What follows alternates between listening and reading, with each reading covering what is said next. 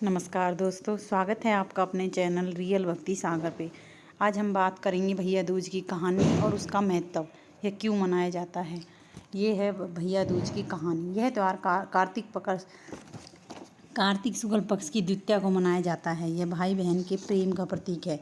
इस दिन भाई बहन को साथ साथ यमुना स्नान कराना, तिलक लगवाना, बहन के घर भोजन करना अति फलदायी होता है। इस दिन बहन भाई की पूजा कर उसके दीर्घायु तथा अपने सुहाग की कामना कर हाथ जोड़कर यमराज से प्रार्थना करती हैं। इसी दिन यमुना जी ने अपने भाई यमराज को भोजन कराया था, इसलिए इसे यम द्वितीया भी कहते हैं। इस दिन श्रद्धा भाव से संपन्न वस्त्र, मुद्रा आदि बहन को देना चाहिए। कथा सूर्य भगवान की स्त्री का नाम संज्ञा देवी था। इनकी 2 संतानें, पुत्र यमराज था, कन्या यमुना थी।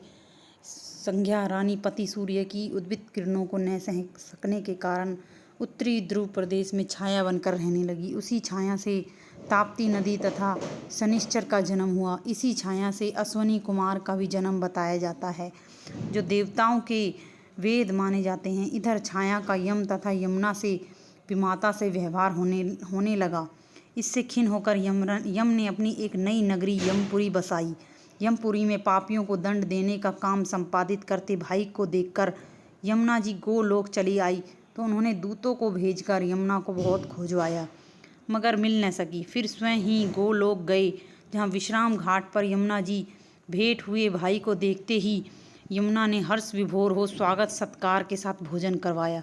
इससे प्रसन्न हो यम ने वर मांगने को कहा। यमुना ने कहा, हे भैया, मैं आपसे यह वरदान चाहती हूँ कि मेरे जल में स्नान करने वाले नर नारी यमपुरी न जाएं। प्रश्न बड़ा कठिन था। यम को ऐसा वर देने में यमपुरी का अस्तित्व ही समाप्त हो जाता।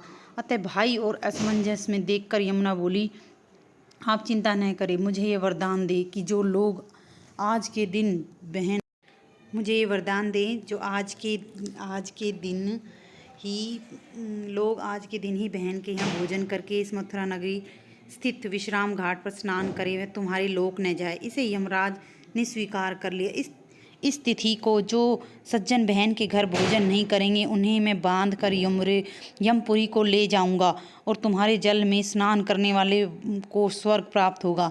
तभी से यह त्यौहार मनाया जाता है। धन्यवाद।